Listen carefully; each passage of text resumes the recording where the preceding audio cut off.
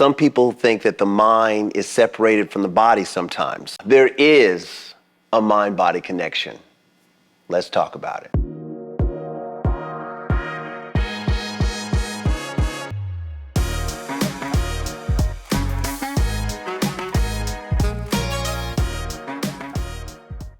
Hi, my name is Jeffrey Butts, and I'm a doctor of dental surgery, and this channel is all about health and wealth for you to be healthy and wealthy. Let's talk about the mind-body connection. Now, if you've been watching the channel, you know that I'm all about food, sleep, exercise, detoxification, and mindfulness behavior, and there is a reason why I'm all into that. It's gonna make you better. I mean, it's all about trying to find that Excalibur, trying to find your strength, your wisdom, your charm, your beauty from within, because it all comes from within. There's nothing outside of you. It's all inside of you, coming out of you.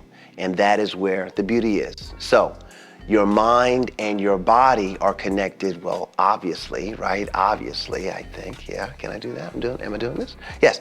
So that they are connected is now, you have to now strengthen the connection. You gotta thicken the stream. If you've ever heard of studies where they have the real drug and a placebo drug, and they'll say something like, out of 100 people, the people that took the real drug, 40 of them did amazing and felt better after taking the real drug.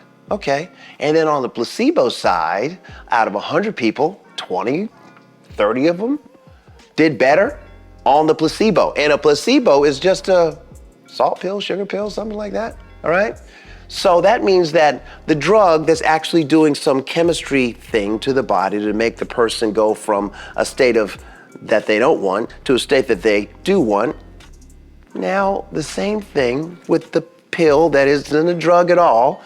It's a placebo, it's not real. You're taking the pill and you're saying, man, this is working great. And then next thing you know, you're feeling better. Now, you were taking a placebo. You were not taking the drug. So how did you get better? How does that even work? Well, it works because of your mind. Your mind makes it real. There was an experiment that was done with some hotel housekeeper cleaning people. And they told one group that, you just doing your job, you're getting all the exercise that you need in order for you to be healthy. That's what they said.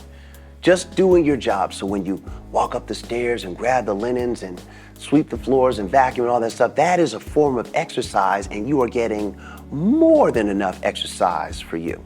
They told another group, working is good, cleaning is fine, but you got to exercise at some point. And they did not say that their job, they didn't tell them the same thing, okay? They told one group, your work is giving you what you need in terms of exercise. They told the other group, you're just working. You got to go get some exercise somewhere else. Well, what they found was the hotel workers that felt like their work was getting them the exercise that they need, they actually thrived. They did better health-wise than the people that just considered that they were going to a job. So hypnosis is a real thing. You can hypnotize yourself. As a matter of fact, if you find yourself tearing up in a movie, in a really tender scene, you know what happened to you? You'd been hypnotized. You've gotten so deep into the character that you believed it to be real, and you're feeling the pain that's coming off of the screen and it's making you cry because you've been hypnotized.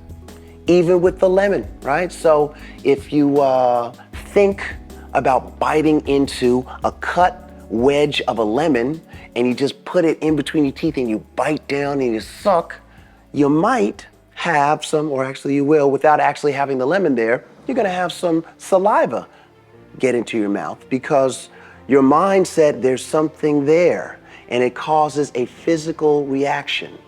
Stress can cause a physical reaction. You feel sick, you don't feel well.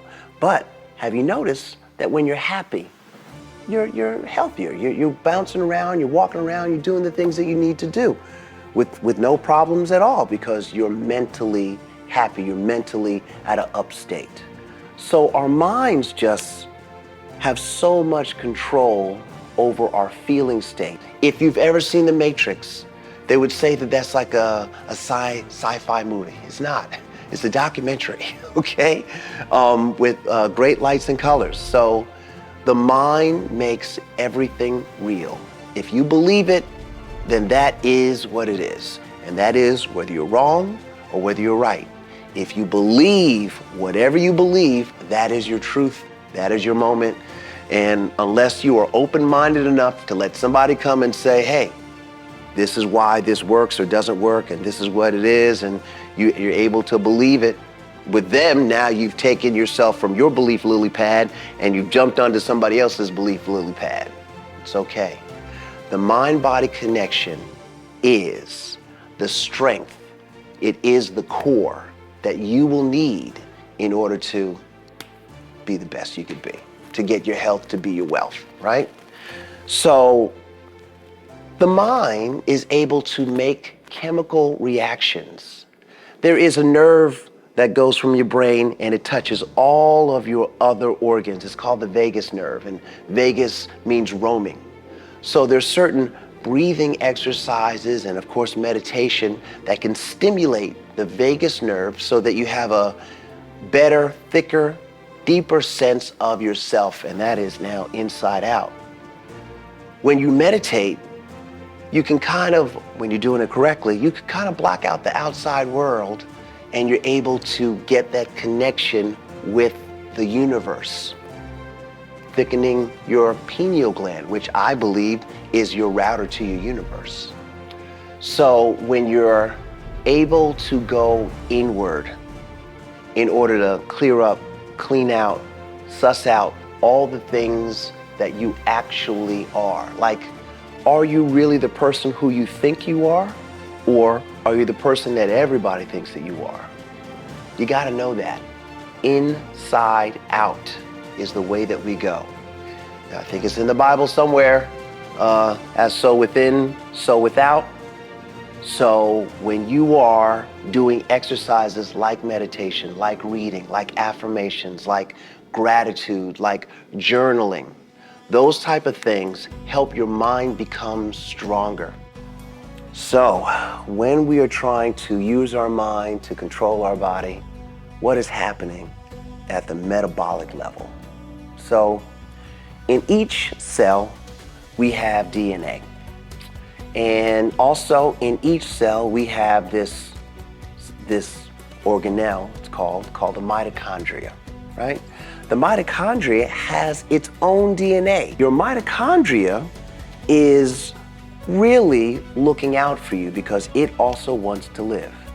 And it gets its sense of what to do from the membrane around the cell and what's going on outside the cell. So there was a study by this Dr. Bruce Lipton who took the same cell, put it in 3 different petri dishes, and each cell differentiated into the environment that was the petri dish.